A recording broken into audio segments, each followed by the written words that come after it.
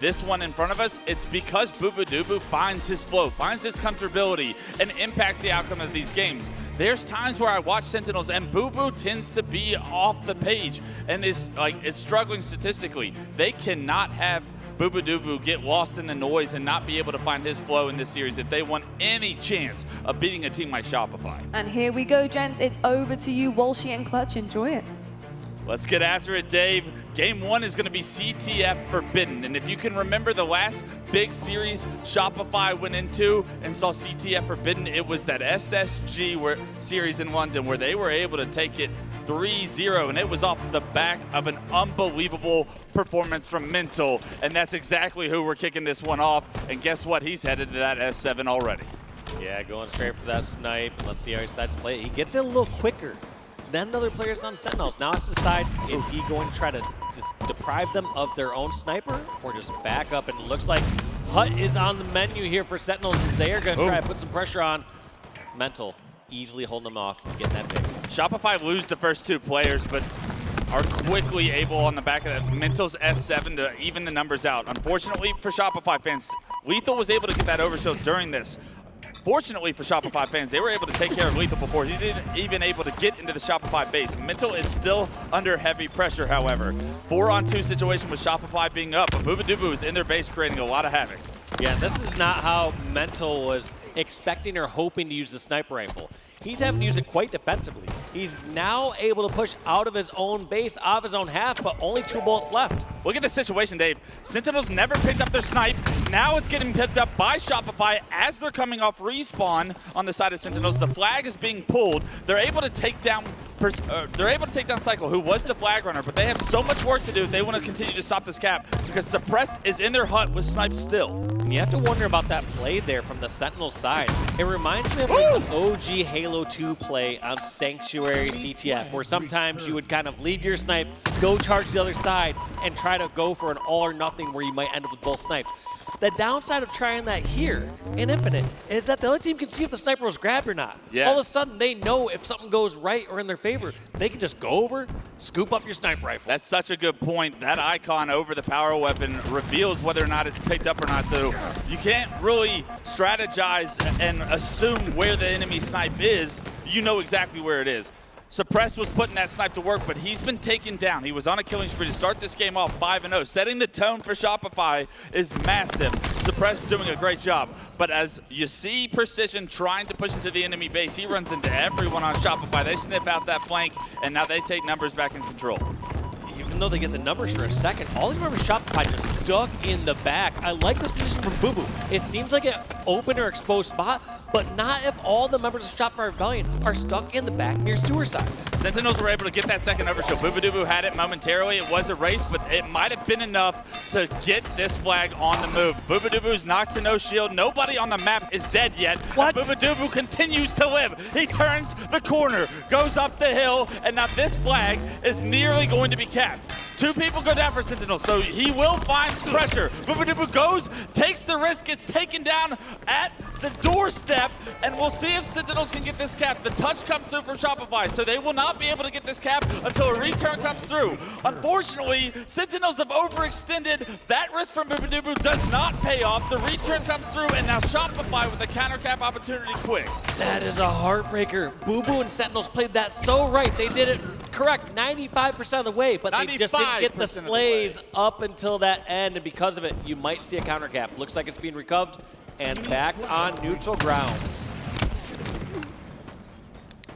Back and forth these teams go. Suppressed now with the flag up the move. He gets taken down as it tries to go up the ramp, but unfortunately, he's not going to have any success there. He gets taken down. Cykul now trying to fight out of his base. Sentinels look like they have an advantage in map control. And there's going to be that first flag going on in. Looks like a player was stopped once again. Can Shopify close this one out? The answer is maybe no. Someone just killed right at the end as well. That flag getting recovered. Or was I just recapping that previous one? They were maybe as a replay. I thought we saw one going across the map. Just a bit of a replay there, but there is a flag on the move, however. LethuL's got a line of defense set up. He's able to do so much damage to these players. Bubu with overshield anchoring the other side of the map. Sentinels are going to be able to punch this cap in with all 4 going down here momentarily for Shopify. So not only the Sentinels get the cap, they also maintain map control, and look at how aggressive Bubu wants to be. He wants to potentially turn this into a double cap. Bubu obviously very comfortable in this front courtyard area. He knows how much of a nuisance he can be in this spot. If players aren't clearing out quick enough, he knows within a couple slides, he can toss us all the way towards sewers and no damage to him.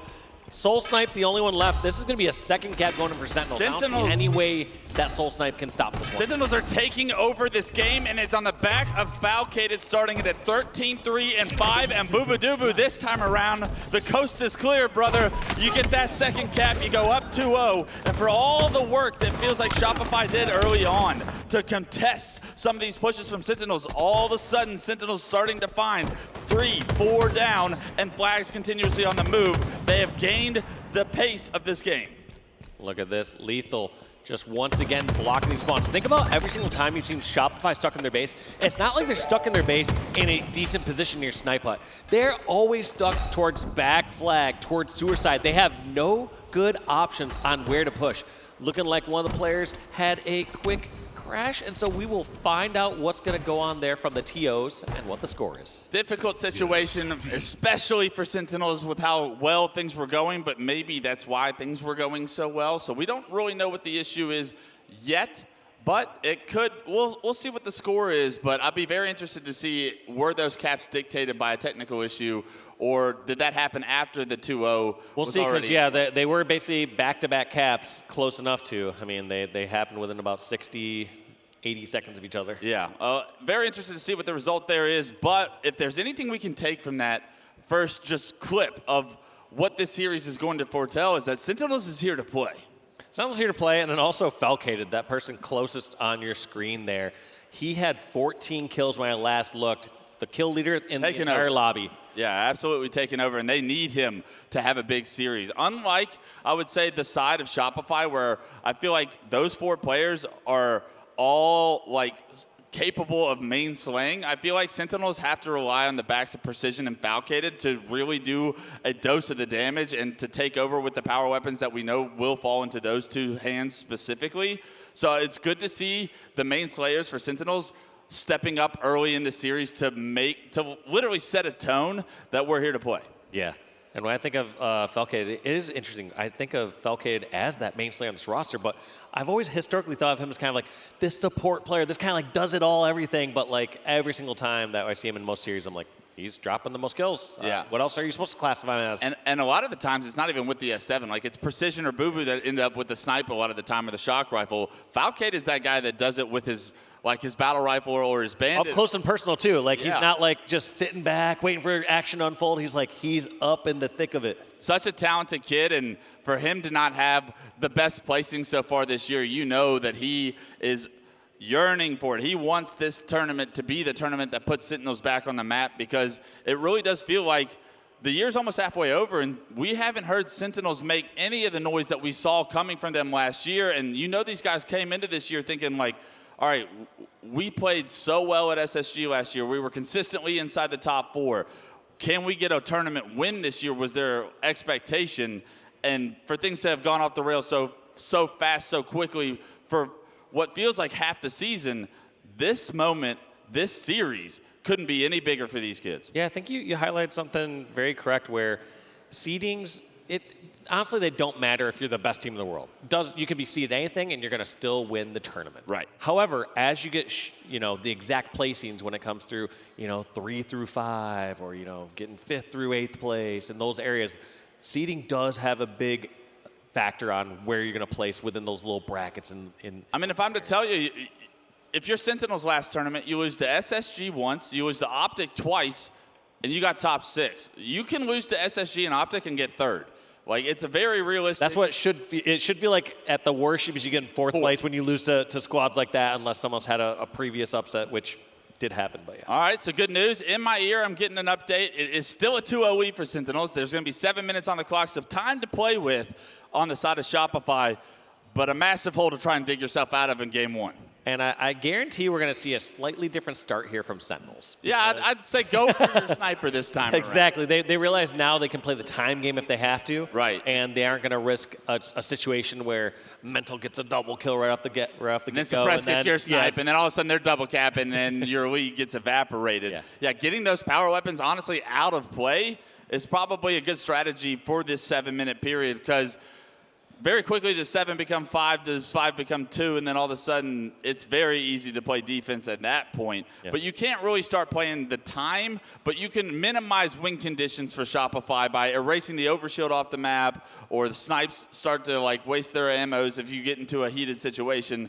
Things all of a sudden can trickle into your favor very quickly with this 2-0 lead and just 7 on the clock. Yeah, so expect to see a slightly different start here from Sentinels, but I also hope they don't give up fully on the aggression. One reason they were so successful is they kept pushing into the opposing hut. They kept getting to the opposite courtyard. They always had that threat of pulling a flag, so some of those players weren't as eager to rotate out away to sewer or a different location right away to try to pick off that flag runner. Yeah, so often do we see teams in these situations specifically get on the defense, like try to stay on the defensive, and when you get put on your back heels, all of a sudden you can get ran over. Yeah, there's a big difference between playing the clock a bit more and playing defensive. And playing defensive, you know, not going past the 50-yard line and turtling up a little bit more is just a recipe for disaster if you're an aggressive team and the aggressiveness was working for you before. Absolutely, and that was something we even like talked about pre-series, was something that I think Sentinels, it's going to be such an interesting story throughout this series specifically,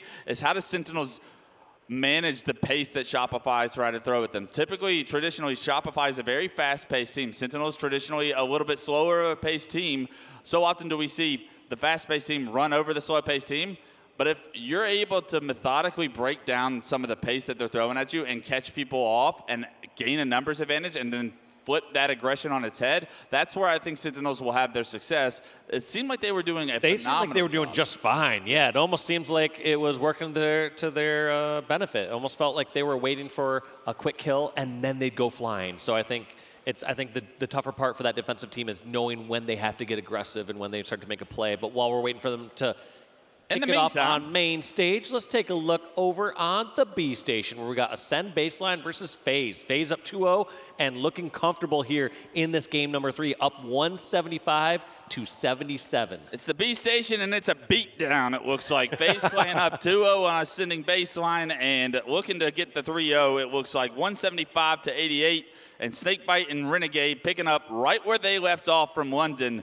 Two of the best to do it at that tournament. There's a reason they walked away champions, and those two were clicking on all cylinders all weekend long. We haven't had a chance to see FaZe yet this Friday, so it's good to see that those boys are clicking on all cylinders. You know that they want to defend this hometown tournament. Yeah, from what we're seeing so far, it's looking scary good. Couple reasons. One, you saw a trip cap there from Ascend baseline. And then secondly, it got broken pretty quick there from FaZe. So the time where Ascend baseline should be getting back in this series and bring it back a little bit, it got squashed immediately. Yeah, absolutely. I mean, you'll have moments and lapses where you go all 4 down and the team will look like they have control, but how much control do they really have? Because right now, Frosty has control of the snipe, and this is where it could get ugly. Frosty has several clips with the repulse snipe. I'm interested to see what kind of highlights he can potentially bring us. He finds Millsy. That's the body shot immediately cleaned up by Snakebite there, and as Frosty just patrols top mid, he's going to be an absolute problem to deal with here as the Sim baseline go 3 down. Yeah, and still not able to flip one of those strongholds. Looks like they're finally getting A, but there come a couple more kills in the favor of FaZe. Frosty gets a pick. That's 3 down, and Mo's the last one alive. How quickly does he just line up that no-scope? Oh, there's someone in C dead. Still now just back tower. You know Frosty's not probably too concerned with transitioning in these strongholds or whatnot. He just wants to have his fun with the S7 as he's in a very comfortable position in this series and almost rips Snakebite's head off right there as he hits the body onto Millsy. Another assist. And unfortunately, I think we've seen Millsy, the only player that Frosty has seen with this snipe, and he's been taken down 3 times. Yeah, and there's just that comfort knowing when you're on one of these top squads that you aren't having to rush, you aren't having to panic as much. You know your teammates are buying as much time as possible. You know they have the best comms. And so you see why Frosty is so calm and collected here. He's not just jumping out and forcing a play. He's he's just comfortable. He can sit back tower and do anything he wants. Letting the game come to him and doing a good job of that right now. Very rare miss right there with the S7. As Camo comes up, another head gets ripped off, and you can best believe FaZe Clan will be able to get that camo as the kills come through. Once again, 3 down. Last player alive spotted. No shield on the cuts, and they're going to cut off several different angles. He decides to double back, and into Frosty's reticle he goes. Down he goes, back to the death cam. And now multiple players spawning over at green, not where you want to be, as Frosty continuing to farm a Sin baseline as this game approaches 250. And Jeez. Look at that. Predictions for where the spawner was going to be after getting the picks at back green. Going for the trip cap. This one is going to be a FaZe 3-0. I don't know about the scores in the other games, but if they're anything like this, FaZe is looking scary good here on Friday. Yeah, and they have the first seed, a traditional easy pull, because you have the benefit of being the 1 seed playing the 8 and the 9 seed. So FaZe not truly being tested, I would say, on this Friday, but nonetheless look dominant in that scene. Optic Gaming, however, on Charlie, playing ITB Esports, and they're up 2-0. And ITB, a team that has showed a lot of promise throughout the season so far, but a team that also let us down pretty bad that Saturday morning, getting 3-0'd by the LATAM team. And when that happened, their tournament was over in London, and they want a rebound performance. It doesn't look like they're going to get one against Optic here. No, I mean, we're going to have to see if they're able to close out this round here, because, I mean, when I was thinking about this match coming up between ITB versus Optic, I assumed ITB had to be licking their chops. They're like, all right, look it. Pure took them to game 5. They came back on a game where they're up 17-2 in a Slayer. That's an Optic that you want to play on a Friday, but looks like Optic have found their groove a little bit more.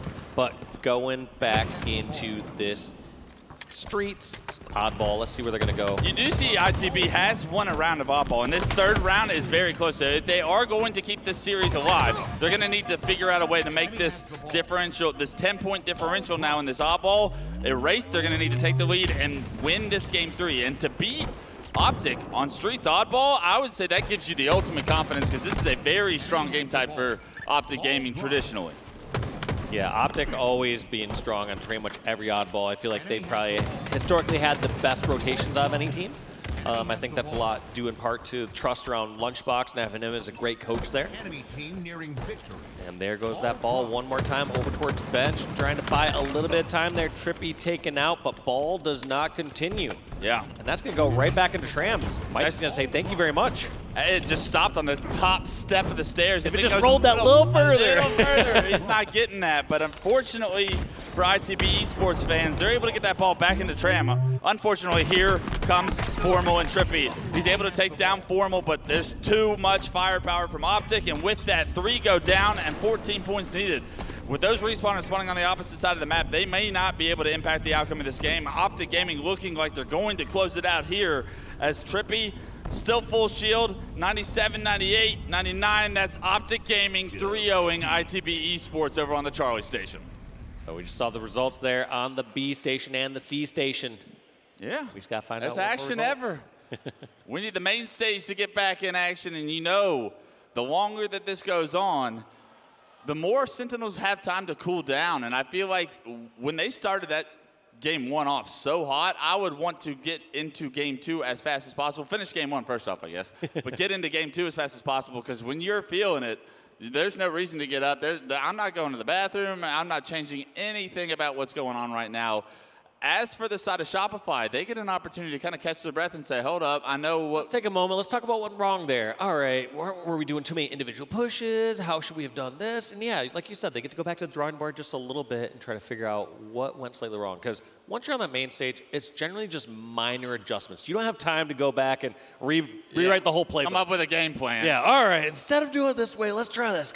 You know, it's not like one of those Disney movies where you're drawing up a new play. At the end. Literally. Best man's over there. All right, next time they pull our flag, I want you going to the snipe. You under the tunnel. You. 3, 2, 1. You're gonna hop up our plat, shoot the guy on top. No, not at all. But I do think something that some levels of value that can be found are like, how is the communication? Was something off? Were we a little bit hectic? Do we need to calm it down, or do we need more energy? Like we can't start a series. Yeah, like if you're starting too flat, it's like, all right, flat. guys, no, it's their last match of the day, but they got to step it up. Yeah, an opportunity to rebound, recollect, and get back into the match. Unfortunately for Shopify fans, they will find themselves down 0-2. Sentinels will have that advantage here in game 1. 7 minutes, I believe, on the clock. A 2-0 lead. The power weapons and power up will be up at the start, so maybe a saving grace if Shopify is able to take that and put it to work quickly. If they can get one cap on the board quick, all of a sudden the time is irrelevant. We got a good amount of time still to play with, but you need that first cap in order to show promise that this game is still winnable. Yeah, and look at this battle going over towards this top center OS. Falcated, our kill leader last game. Let's see how he starts off this second half. Ooh. Gets assassinated, suppressed. That's 3 down for Sentinels. Mental on the move. Overshield, not quite sure where it happened, but the flag now on the move with 4 down for Sentinels. This could be that quick cap that I was referring to. Yeah, this is the start that you're hoping if you're a Shopify Rebellion fan. Mental coming back, seeing nothing in the sewer, knows where the push has got to be coming from. Got to be coming from pistol, got to be coming from flag plat. There's cap 1 within 45 seconds. Now all of a sudden what felt like maybe an unwinnable game 1, almost a matter of just a fact, is erased. Shopify now right back in this game 1. 1 cap to go, 6 minutes on the clock is plenty of time, and Mental with Snipe has 5 bullets in hand, 2 players in front of him. A teammate joins him, and let's see who can win this 2v2. Good old-fashioned 2v2 over in the snipe hut. Mental has the snipe. Is he gonna go for no scopes? Yes, he hits it. Can he get this finish? Falcated being such a difficult kill. Finish comes on through by Cykul. They finally clear out their snipe hut. That's the #1 spot Sentinels have been acquiring and holding. This whole time you're wondering, where is Sentinel's snipe? It doesn't look like it's in the hands of anybody. Actually, Shopify and Cykul look like they have the other snipe as well. So 2 snipes to play around. Only 2 bullets for Mental, however, but that can be put into a lot of damage very quickly that allow for a heavy investment in numbers. But their flag's getting pulled in this situation. How? How are they pulling it right now? That's the most insane piece by Bubu. I don't know how you grab that with 2 snipers in the snipe hut. Well, none of these players are actually hitting the shots they need to stop Sentinels from advancing on the map. So although these players are playing their lives, they're not getting the job done as far as approaching the map and having any sort of map control. This flag's still down in the tunnel, and Precision's just gonna go for it. Cykul can't move still in this hut. Falcated, in the meantime, has picked up Overshield, and Falcated's been able to take down Cykul. There will be multiple members of Shopify trying to stop the cap, but it won't happen, and Sentinels will take advantage of Shopify turtling in their snipe hut and get that final cap and say, this comeback is not happening today, and they will take the series lead 1-0. Good on Sentinels for them just to keep that composure and close it out, and also to stick to their game plan and know when they can and can't pull that flag. I think if I was in Bubu's spot, I'm a very objective-oriented player. I don't know if I would have ever risked to grab that flag knowing that they had 2 sniper rifles over towards that side. Someone just to peek out at one moment to body shot you and end that run. But you got it all the way towards sewers. I think it was such an interesting dynamic going on because your 2 snipers aren't really in a position to find an angle on the flag carrier because they are being, the angles that they can take are being watched by the members of Sentinels. So the second you saw Cykul there try to pop out and maybe shoot the flag guy, he was immediately under pressure, taken down to no shield, and had to play his life once again as that flag continues to get on the move. It's very concerning that you almost fell asleep into your hut on the side of Shopify. You thought you were in control, but Sentinels actually playing the macro game outplayed Shopify in that situation, and that is why they are the game 1 winner. They take the series lead here, and what a big moment for Sentinels to jump out and take an early series lead against Shopify Rebellion. Are we seeing Bubu in his new objective era? Is this his new summer objective Bubu we're seeing out there? Is that one of the new HCS kids coming out? Look good, feel good, run the flag, play the ball, Bubu. I love it. And honestly, when you see macro plays like that in Halo, that gets that's where you know you're outplaying the other team, and that's a great feeling for Sentinels to find themselves in, when almost like the deck is stacked against you, but you know you have the trump card. Nothing more frustrating when you feel like you have the better position or better weapons, and all of a sudden you're like, why aren't we getting time? Or how is our flag being pulled? Yes. Those are the moments of pure rage and pure frustration. For sure. Couldn't agree more. And we're going to take a look at the series layout here. And we got Recharge Slayer coming up for game 2. It's Streets Off Ball for game 3. And if Shopify start to rebound off that performance from game one, then we will see a live fire King of the Hill and potentially an Aquarius Slayer to end this one. But as we take a look at game two, where our eyes will focus next, Dave, what are the standout dynamics that you're looking for as to dictate who's going to win this game two on Recharge Slayer? I mean, Recharge is definitely one of the slowest Slayers that we got, so it's going to definitely slow down quite a bit. And as you were talking about before, it felt like Shopify may be a bit more comfortable and it's faster. Sentinels went slower, but I don't really know. I mean, at this point, they can all play at any paces of those. It's going to be who gets some of those entry slays or gets some of that entry damage and then collapses in, right? Yeah, I think that camouflage is going to play such a pivotal piece to how this game two is dictated, how the pace is dictated, because if bubu can find himself with camo like he so often does, he is so good at controlling the pace of the game and impacting how much the team can move around the map and how much information they're going to get without being punished. So that's a big storyline to watch here. As you know, his eyes and his focus will be on that camouflage. Who from Shopify will contest him for those camos? And will it come down to the battle, that bottom mid scrap battle that so often is chaotic, and who can thrive in those chaotic situations? One thing to note, Sentinels in that online throwdown tournament that they threw lost 4 Slayers by 5 kills. A total of 5 kills. You do the math, that was 50-49, 50-49, 50-49, 50-48, Dave, and that is unbelievable. You figure even with randomness, one of those times you ice those up, but no, clearly just things not falling in their favor. Can they change the story on how the Slayers have treated them? They lost 2 Game 5s last tournament in London, 50-49, I believe. Optic and SSG both beat them in those Game 5s. So can Sentinels erase the storyline that their Slayers are their weak point?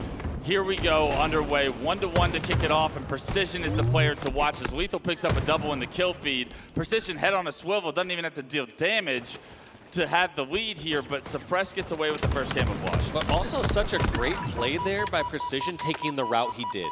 By deduction, he was able to help find out where members of Shopify were. He jumped on over towards that bridge, went towards bottom control, didn't see anyone, nor did he just jump down, give a position, or try to fight something instantly. He said, okay, well, we control the center of this map. If anyone pops out towards batteries or Needler or goes towards camo, they are dead, and that's exactly what happened. LethuL cleaned up all those kills, and because of it, you saw the first round of slays go in the favor of Sentinels. Yeah, the lapse in the setup, though, was Suppress getting away with that camo. And ever since then, Suppress is on this 3-0 tear right now, really stalling any of the momentum Sentinels would have gained from such a strong start. 8-8, however, as the game does get tied up, Shopify will take the lead momentarily as LethuL goes down. He starts the game off strong at 5-1-2, but Suppress, still not having a death to his name, continues to increase Shopify's lead to 2. Suppress not stopping, gets the damage advantage on that player, doesn't get the melee trade from Falcated. He was just waiting for that one extra bullet. Yes, he could have meleeed and got that off, but he wanted to get the full trade kill. He almost did.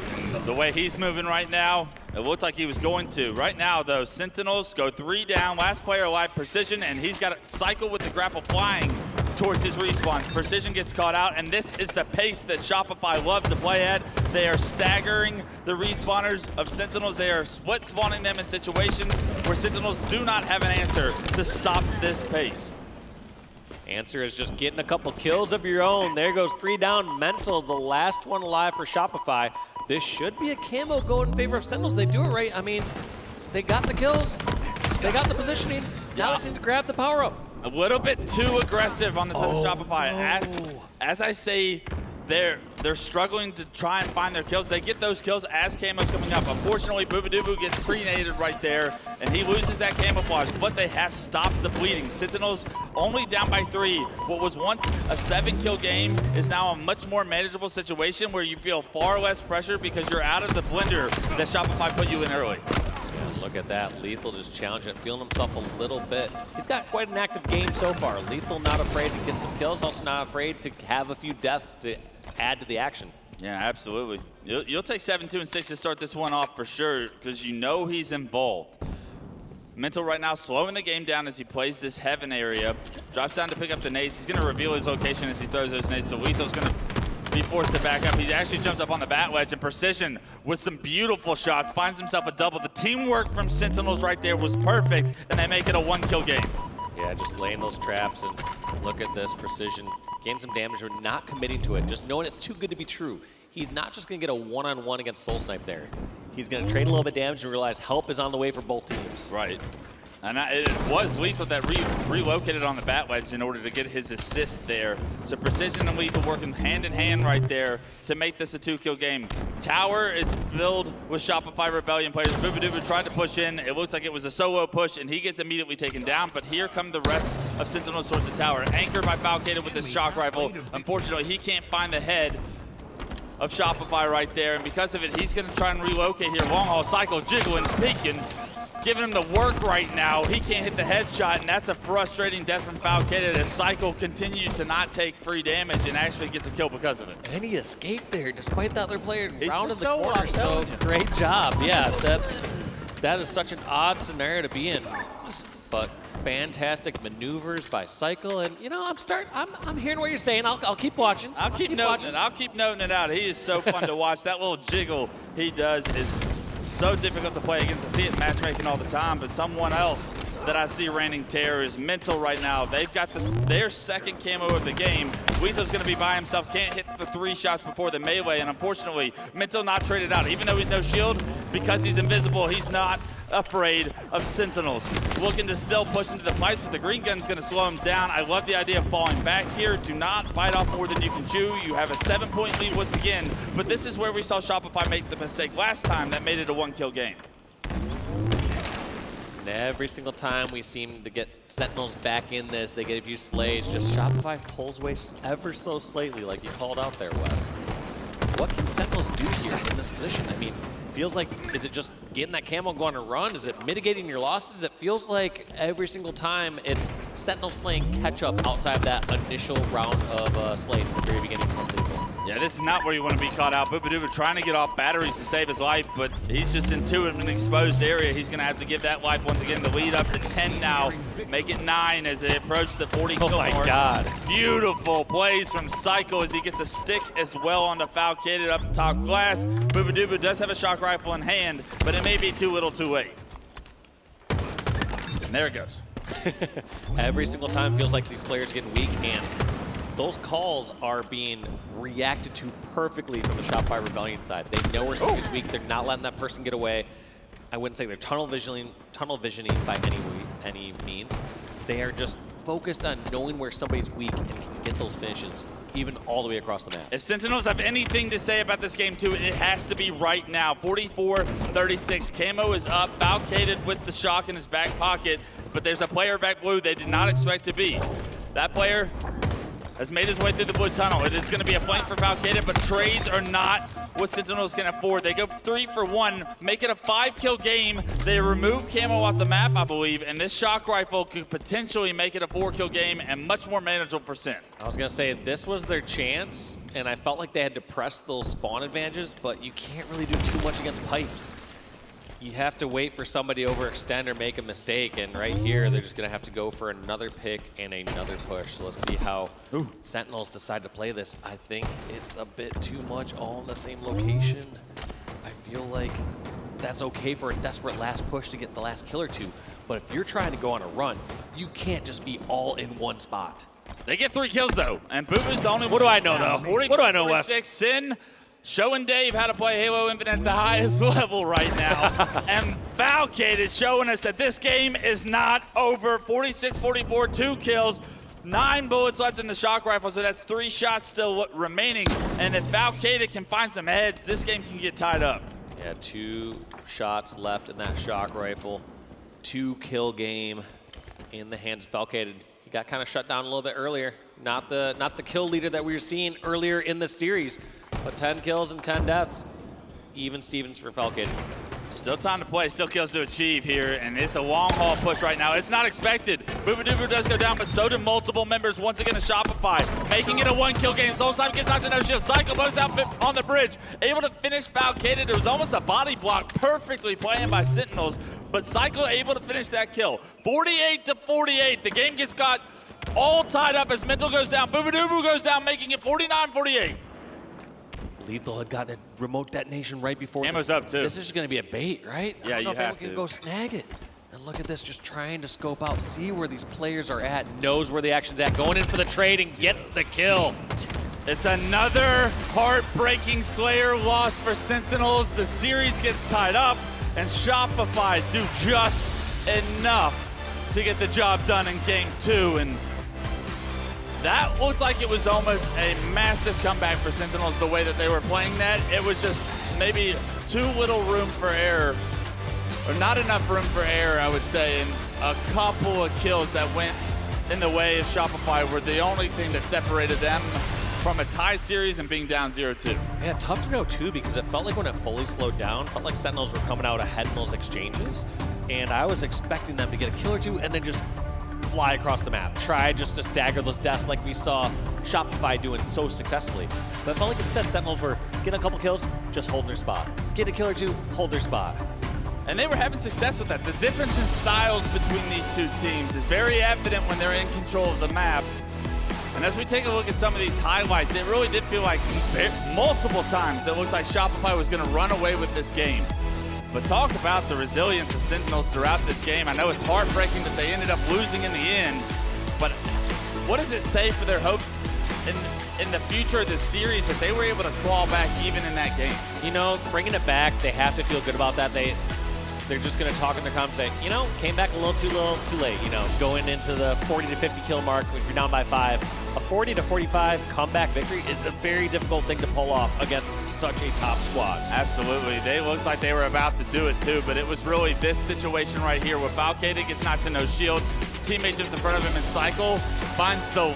Somehow shoots between the legs. Yes, finds the window of opportunity to finish that kill and then play his life. He doesn't go for the double, and because he stays alive there and not gives that one kill away, that's the big difference towards the end that made that game not 49-49, but 50-48. One thing you're asking is are Sentinels going to be down about that since they didn't come back and make it? What I will say is if Sentinels somehow came back there, I feel like the series would be about over. I'd be counting it as a Sentinels 3-0 coming soon, but we got ourselves a series, and that's exactly what we wanted, Wes. We wanted to see this one go the distance if possible. Yeah, we've been promising the best series of the night, and it would not be the best series of the night if we didn't get to see this at least go to a Game 4. We are now promised that. And as we take a look at the oddball stats, what's sticking out to you, Dave? I am seeing a one-sided story here as Rebellion are 3-0 on oddball here. Yeah. So looking at their KD, just kills across the map, giving options to whatever they would like. Round win percentage is a very interesting stat as well. 86%, meaning they probably only lost one round in those 3 games. Sentinels, however, below 50%. That's traditionally going to happen when you have a losing record in the map mode combination, but you can tell that they're still taking rounds in the games that they're losing. So it's traditionally going to a round 3 where they fall short, it looks. Yeah, so winning about 50%, but at this point, it's just got to be that story of the slaves. One thing, objective efficiency is very important. And yes, you need to make the right rotations, but at the highest level, at every level, you need to get the slays to allow that to happen in the first place. If you're getting slayed by any significant margin, it's going to be a really tough thing to overcome with objective efficiency. Yeah, I couldn't agree more. And Sentinels, even with a losing record, had a positive KD ratio, so that's still impressive. That means the oddballs they won, they probably dominated in as well. So interesting stats there for the oddball. Waiting for the players to get back from the short break, obviously. Game 2 is traditionally where you probably need to catch your breath, especially after that close 48-50 kill game. And if you're Sentinels and you continue to lose these Slayers in the fashion that they're losing, heartbreaking fashion, is that all of a sudden going to be in the back of your head if the series does go to a Game 5? If it gets close towards the end, it's going to absolutely be in the back of their head as much as they don't want to admit it or shake it. But it's also the time where the most pressure's on, where you can break that habit. You could change it up a little bit, break that curse. They're due for it at some point. We're due for a kill. Surely we can throw some nades somewhere and someone jumps on them or something. But at some point, yeah, you either have to look at it and say, all right, is this just too small of a sample size that, like, we're either coming back from being down at deficit, so we need to start evaluating how we're playing the game from, like, the 25 to 40 kill mark, or is it really just ice at the end? Is it really that 40 to 50 mark that they are struggling? And just find out that slice of their game that they need to make some slight changes to. Yeah. Not a big thing, just slight minor changes. I think you bring it the biggest point is they were so successful when the game slowed down towards the end and they were able to like play their chess. It was that mid game where they were split spawned and they really couldn't stop the snowball until the league got to 10. And you asking yourself to come back against a team like Shopify or any of the big dogs in this league when you're down 10, I mean, that's a very difficult ask to try of anybody. Yeah, I feel like that one's not as fair to be like, they lost the close game, because you're right, it was 29-39. Yeah. And they somehow brought it to a 2-kill game. Right, that tells you when they can find their comfortability in these games against a team like Shopify, when they can control the pace, they can have success. They know the formula. It was very surprising. You even called it out in the middle of the game where you were like, I want to see them push and whatnot. I want to see them be aggressive and take advantage of this space like we see SSG do, like we see Shopify do. That's not really Sentinel's bread and butter, but they clearly have a recipe for success because when they are in those situations, they're closing the gaps. Absolutely. All that matters is you're closing the gaps. Sometimes it's a bit more apparent or obvious when Shopify are doing it because you see them get a couple kills and go flying across the map and get a couple more kills, and it happens in rapid succession. Whereas the Sentinels one is like, yeah, they get a couple kills, and then like 20 to 40 seconds pass by. A couple kills, another 20 or 40 seconds pass by. Different methods to the madness, but both recipes for success. We'll see whose recipe is stronger here throughout this series, but clearly I think Sentinels in game 1 looked like the flat-out better strategic macro team. In game 2, they weren't really given the opportunity to play macro until it was really too late. So the micro from Shopify, the fast-paced individual gunfights flying at you in your face, getting the job done was what the recipe for success was. On Streets Oddball, it's a very small map. I expect players to be flying a lot more, and we will see if Sentinels are able to keep up with the pace that Shopify tried to throw at them, or how will Sentinels figure out ways to create their own method to the madness and play their style of Halo and find success. Yeah, we're going to see also which team is going to have the patience to make a good push across the map when that ball time is ticking up. Or are they going to try and make some sort of hero flank and go flying across and potentially make the play of the day?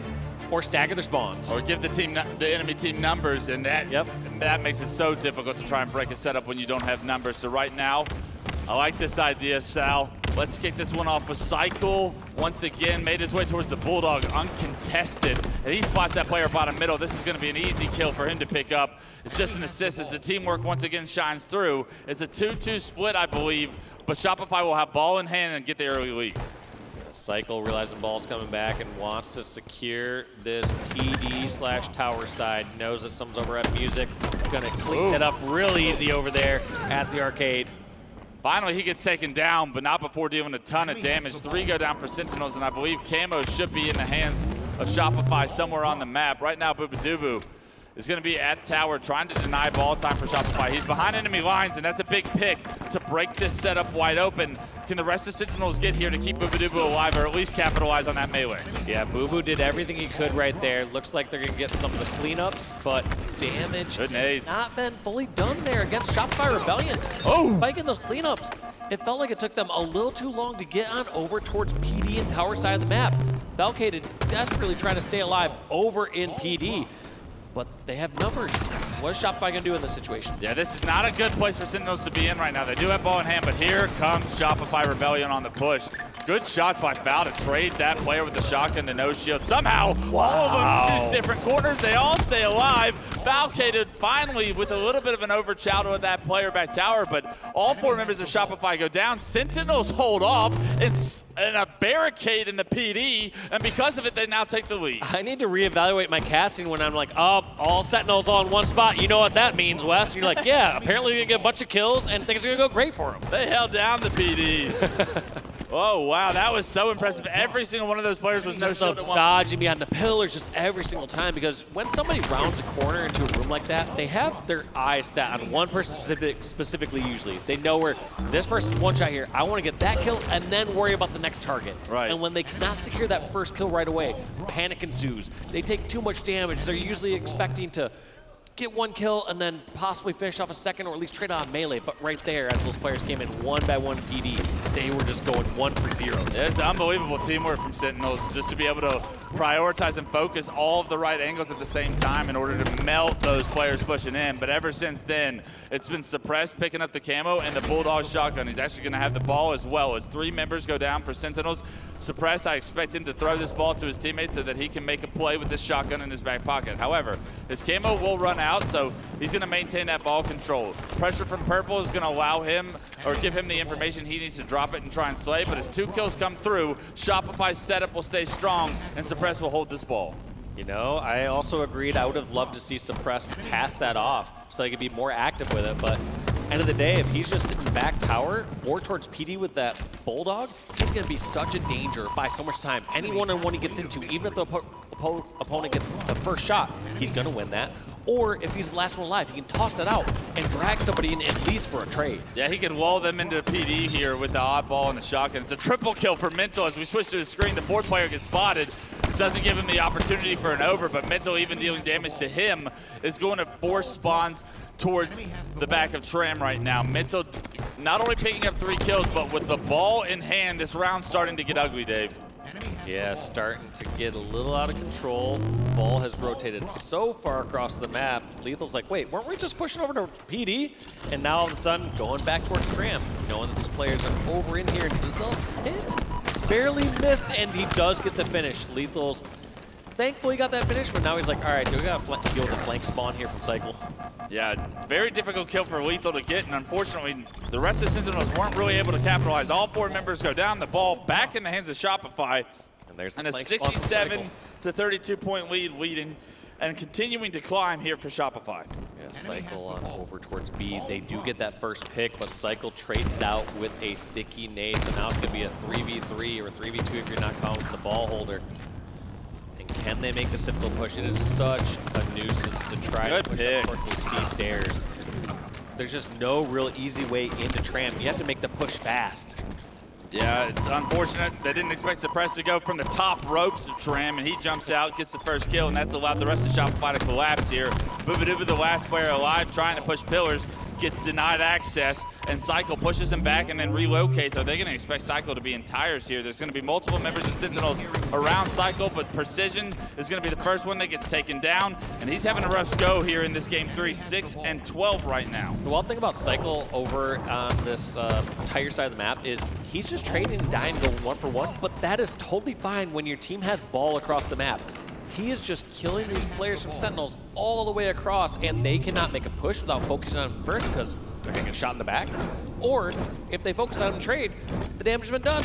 But there it is, Suppressed getting those last few seconds. That's going to be round number 1 going here for Shopify Rebellion. Yeah, buying so much time, and as that time was ticking, that ball time got to 100 very quickly. Shopify's setup was extremely strong there at the end, and they take round 1 very convincingly, very similar to what the stats would show us looking forward into game 3 here. Yeah, we talked about slays needing to be at least close. That last round 1, Shopify Rebellion had 43 kills to Sentinels 28. So outslaying by about 50% more kills. Beautiful grenade from Suppressed, able to finish off bubu, and immediately back to the ball. Shopify doing such a good job of winning the opening break so far. They're going to shroud camo as well, and instead of some early ball time, they're going to help.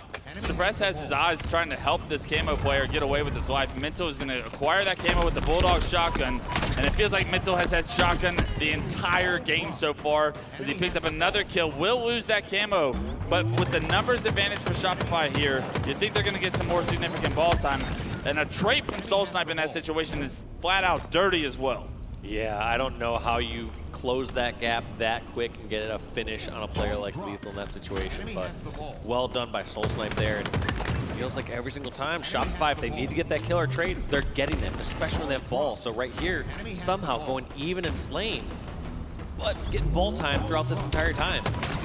Yeah, the lead almost up to 30 here. Suppressed under heavy fire, but here come the rest of Shopify. They're able to pick up LethuL and Falcated, put them into the death cam. And bubu and Precision are going to be left out to dust here because the rest of Shopify are surrounding Suppressed, creating a barrier between him, or between Sentinels and him with this oddball. And although respawners are finally here for Sentinels, it's the Slays once again that appear to be going in Shopify's favor again.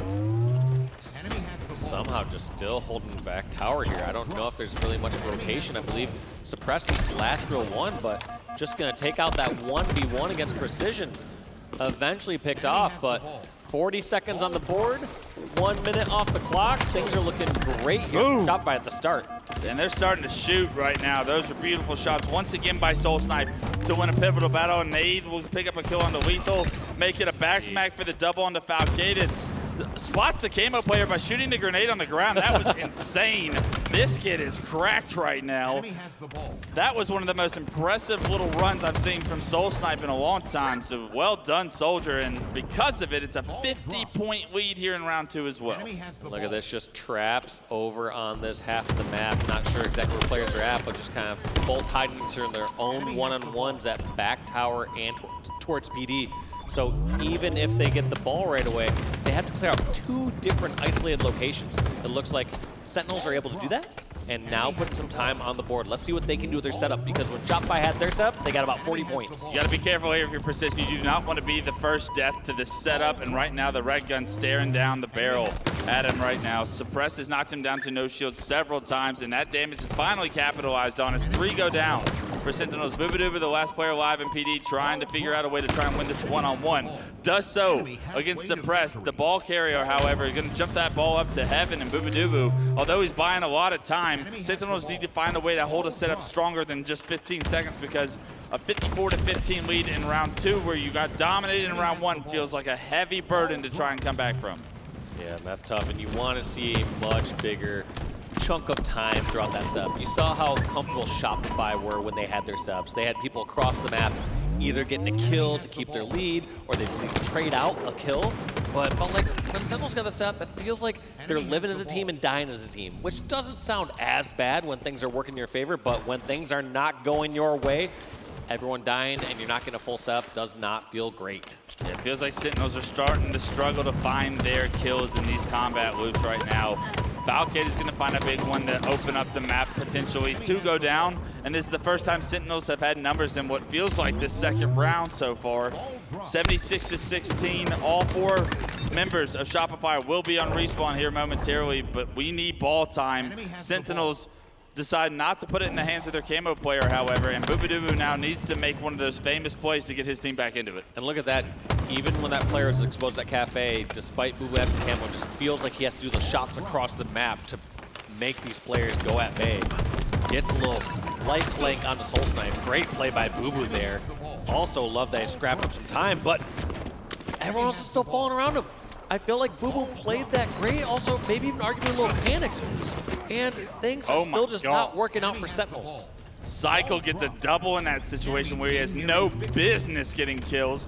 And because of it now, ball in hand, 15 points is all Shopify need to win this round 2 and take the series lead 2-1.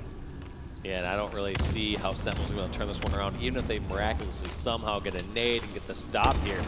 They just haven't shown that they can string that together with a setup of their own here on Oddball Streets, and that's going to be a quick 2-0 there from Shopify in game number 3. And the stats would tell you that Shopify was the better oddball team, and the tape will tell you that Shopify was the better oddball team.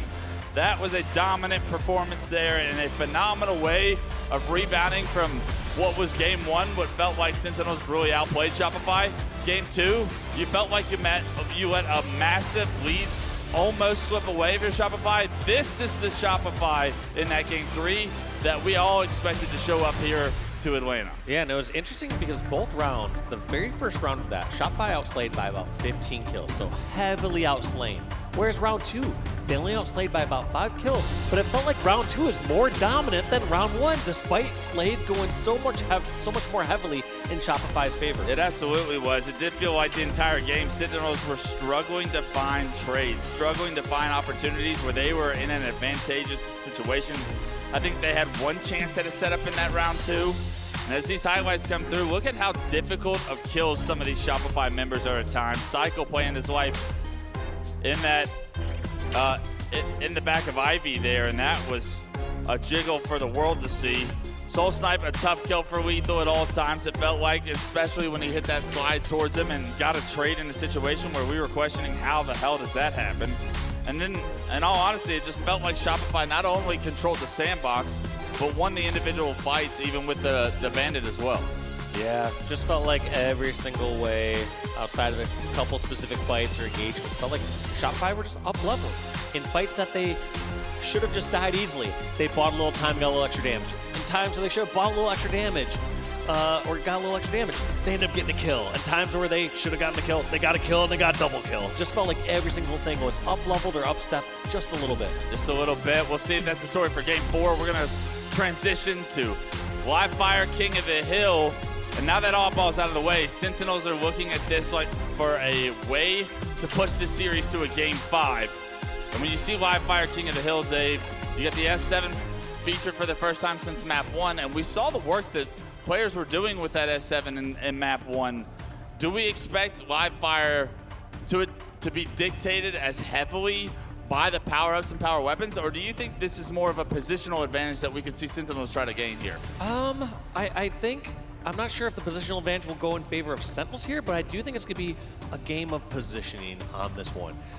If you have Sentinels just dying as a team, and they do that too many times, they're going to get punished so heavily on this. Whereas if Sentinels are okay to have one or two people die and then still hold like tower, or prepare for a different push, or allow Shopify Rebellion to make an overstep and punish them for it, we're going to see Sentinels be just fine. But from what I've seen thus far, it feels like Sentinels, when one person goes down, I see 2 more X's follow right after. One thing I think was super interesting in Game 3, both starts of the rounds, we saw those players, we saw players for Shopify immediately play towards the oddball and pick up the oddball right after the first kill was taken. King of the Hill, I feel like, is a mode that you can do something very similar where you can get in the hill as that opening break. Do you prioritize the objective that strongly rather than the power on the map? And if you do, a lot of times you can get large progression chunks on that first hill. So I'm very interested to see how this opening break goes and if Sentinel reprioritize the objective over some of the map control around the objective rather than. Yeah, I agree. I do think that, I personally think prioritizing the hill is the way to go. I feel like it's just such a safe choice. If you have numbers there, you potentially get the kills, and you also force the opposing team to actually make a play with that camo or OS. You know, whenever they get that power up or power weapon, you force them to not only have to get it, but also do something with it. Right. Whereas you can just get that guaranteed time if you're all focused on the right spot. Sounds like it's coming back to us. So one thing I do want to talk about is, yeah, I think you just made a brilliant point as far as Camo 1, it's delayed for 30 seconds. So you can go get that camo if you're coming off respawn even. So playing towards the hill doesn't necessarily mean you're counting camo out. But also getting camo doesn't necessarily guarantee you anything, right? If you get spotted out, if you shoot and get forced in a trade situation or an enemy team focuses. People got eagle eyes. People got great vision these days. Yeah, it's actually unbelievable. So I don't know how these young kids do it because I can't see it for anything. And when I have camo, I guess I'm kicking up mud or something every time I go somewhere because I'm definitely spotted out. I feel like I have the old flaming helmet from like Halo 3 when you had camo and you were walking around giving it away. I swear that's my Spartan in Infinite because of how consistently I'm spotted out. Maybe I just take bad routes on. But I think that that's such a brilliant point because guaranteeing yourself the actual objective itself, the hill progression, rather than the snipe, rather than the camo, it just seems like an easier equation, and I'll take that every day of the week, especially if it involves 30 seconds before camo coming up. That's 30 seconds of a hill that you could have gotten potentially, and that 30 seconds could kick your game off the right way, and that's such an important first hill, I feel like, to like start the game off with the lead and be able to kind of dictate the pace from that. Yeah. And also I want to see how this plays for Sentinels because I feel like when we saw the other objective games, we saw taking that last oddball. Felt like Shopify were able to really know when to pick that up, when to toss the ball out, or when to rotate it. King of the Hill, you don't have to make those tough decisions. Kill, jump and hill. Yeah. Those are the only 2 things you got to do. Or jump in the hill and kill. Exactly, and you can't be punished by jumping in the hill too early as badly as you can be by like grabbing the ball too early. Instead, you can, like I said, jump in, secure that objective, and just fight. Really, the only decision you're making in King of the Hill is revealing your location of the area that you are. You know that a player is somewhere in this vicinity because the hill is controlled by the enemy team. Unless you have camo, that's like not as bad of a risk when you're playing objective rather than having to go gun down with the oddball or the flag, for example, right? I think my favorite thing of King of the Hill is I get to stay gun up while playing the objective, so I still get to contribute and like have the fun of getting kills and like contributing to the setup that we have rather than like isolating yourself to the decision making of do I drop this and slay or do I hold on to it, and that micro macro play is always something that the best players in the world can even mess up in some intense situations. Yeah, no, it can be one of the most difficult ones to do, but luckily, like you said, not having to make that choice here on Livefire, not here on King of the Hill. We got Shopify Rebellion up 2-1 against Sentinels. Sentinels needing to tie the series up. Shopify wanting to end their Friday night right now. We're gonna see who steps it up right here, right now. Sentinels, unless you're trying to go to bed early here. Yeah, we've been. You need to wake up. Falcated, I feel like he's been dropping some bombs. Where's the rest of the squad throwing the kills that they need? It's been a quiet series for Precision, and I want an opportunity to focus on him as he does get the first kill of the game. He is taken down and traded out. It does look like Sentinels are in the hill momentarily as it does get neutralized in the back. Mental is going to have the first chance at the S7 right now. The player spotted back tower is the one that's on the hunt right now for Shopify. The hill player is not to no shield. A great shot by Mental to deny that hill time, but he doesn't have a grenade to finish that kill, and he knows exactly where that player is. But this is a lovely spot for Sentinels to be in, even though Mental has snipe. Early hill progression goes to Sentinels. Cykul, however, has made his way to the cam. And this reminds me a little bit of that final cap we saw on Forbidden, where Cykul, they have sniper, they have camo, they have all these sort of things going for them, but time going in the favor of Sentinels. So Sentinels able to get about half that hill time. Now what can Shopify Rebellion do with their setup? They got the weapons, they got the camo, they got the setup, and they are not too far behind Sentinels. This is going to be a tough setup for Sentinels to break. They need to find kills, and unfortunately it's Cykul that finds the first. Precision's taken down. Bubu dubu and LethuL get spotted, and it's all Cykul doing this damage across the map from the hills. So SoulSnipe in the meantime enjoying the birds in the sky. I was just going to say, nothing feels better or also sometimes more worthless than just like seeing your teammates getting into action all the way across the map and they're just winning. You're like, well, I think I'm kind of important. Sometimes I'm helping, right? Yeah, you're doing a Heck, great job. could do this right now. You're doing a great job right there. Way to get the point. Way to get the point, son. As SoulSnipe able to acquire that point, Mental continuing to put that snipe to work. You see a head get ripped off right in front of SoulSnipe when you first think he's going to get into a gunfight. Mental takes it away from him, and the transition to hill number 2 is perfect from Shopify. They're already set up. Yeah, and they know where the push is coming from over at green. Misses that last snipe bullet. Know the push is coming from Nest. What does Mental Side do? I like this play. Focus on towards dummies. Gets one pick. SoulSnipe, the last one alive. How does he regroup with his team? Decides to double back and fight over at dummy doors. This is going to stack up his a little bit, but no! SoulSnipe wins the fight against Precision. Put him down, SoulSnipe. He is shooting so well today, and another big pivotal. That allows respawners the chance to have a numbers advantage coming right off spawn and to be aggressive and fly. What a big momentum kill from SoulSnipe right there onto Precision. A terrible death, honestly, from Precision's perspective. And as 3 go down, the last player alive is spotted Nest, and Shopify have broken this Sentinel setup immediately. What a great play by SoulSnipe. Like you said, those kills swing everything. That goes from that last member of Sentinels, or one of those members of Sentinels, putting pressure on the spawners to all of a sudden, no longer was Sentinels getting time. Somehow Shopify are still scrapping up time. Well played by SoulSnipe to know they can double back and challenge that, and just also feel himself to know he can win that fight. Yeah, unfortunately, Falcated has had this camo. Even though he's gotten the kill, he doesn't have the teammates, the resources to try and push this tower, and unfortunately, they're not coming anytime soon. Cykul's taking him down in the big door as well. Finally, Cykul goes down, but look at how dynamic this setup is for Shopify. Multiple kills coming from Suppress angle now. Spots a third player, not to no shield, and although LethuL tries to get that kill, he's going to back down, be forced to back down as he's not to no shield. And all of these fights give Shopify the advantage. They're not even finishing the hill right now, Dave, because they want a chance to rotate for this P3.